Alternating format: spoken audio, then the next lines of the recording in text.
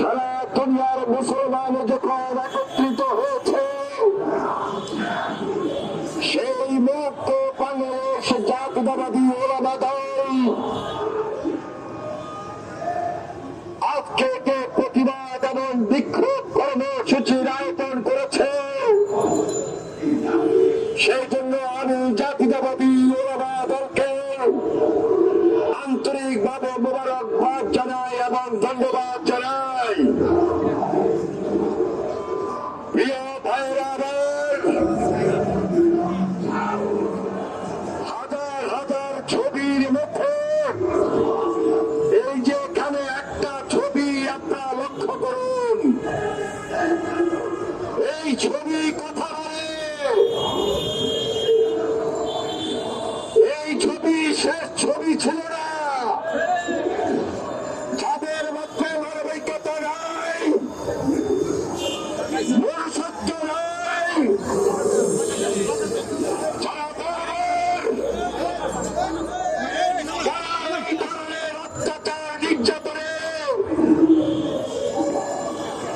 আজকে যারা লিপ্ত রয়েছে, এরা মানুষ নয়, পশু ছেড়ে। তাই আজকে সারা বাংলাদেশে দাবি উঠেছে, এই গণহত্যা বন্ধ করতে হবে। সারা পৃথিবীতে মুসলমান একত্রিত হয়েছে, এই বর্বরচিত হামলা বন্ধ করতে হবে। বাংলাদেশের ওলামায়ে মাশায়েখরা, বাংলাদেশের সকল মানুষ, 18 কোটি মানুষ ঐক্যবদ্ধ হয়েছে, এই গণহত্যা বন্ধ করতে হবে। এই ইসরায়েল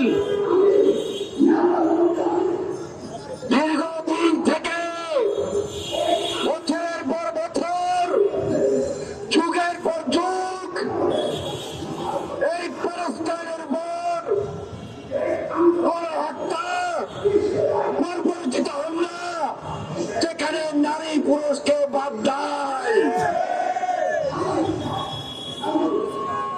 এই যে শিশুদেরকে, এই যে অন্তঃসত্ত্বা নারীদেরকে, মহিলাদেরকে, পুরুষদেরকে একের পর এক হত্যা করে যাচ্ছে। জাতিসংঘ কোথায়? জাতিসংঘের বিবেক কোথায়? সারা বিশ্বের যে সকল গণতান্ত্রিক রাষ্ট্র আছে, তাদের বিবেক এবং বক্তব্য কি হতে পারে?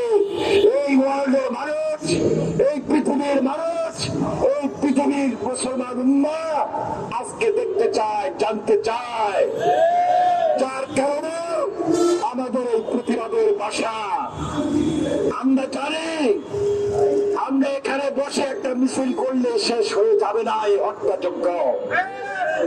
তবে আমাদের এই প্রতিবাদকে অব্যাহত রাখাই এখন মূল কাজ। যেমনি ভাবে 1979-80 সালে শহীদ রাষ্ট্রপতি জিয়া রহমান তার প্রতিবাদের ভাষাকে অব্যাহত রেখে এই প্রতিষ্ঠানের পাশে দাঁড়িয়েছিলেন। জিয়া রহমান মুসলিম উম্মার নেতা ছিলেন বলেই এই সৎ সাহস দেখিয়েছিলেন, যেখান থেকে সারা বিশ্বের মুসলিম উম্মাহ মনোবল পেয়েছিল, সাহস পেয়েছিল। আমাদের নেতা তারেক রহমান 2023 সালে যখন এই গণহত্যা আবার বর্বরচিত হামলা যখন শুরু হয়েছিল, তখন তার প্রতিবাদের ভাষাও তিনি এখন পর্যন্ত অব্যাহত রেখেছেন বলেই আজকে বিএনপির নেতৃত্ব, আমাদের ছাত্রদল এবং আগামীকাল বিএনপি এই প্রতিবাদের কর্মসূচি গ্রহণ করেছে।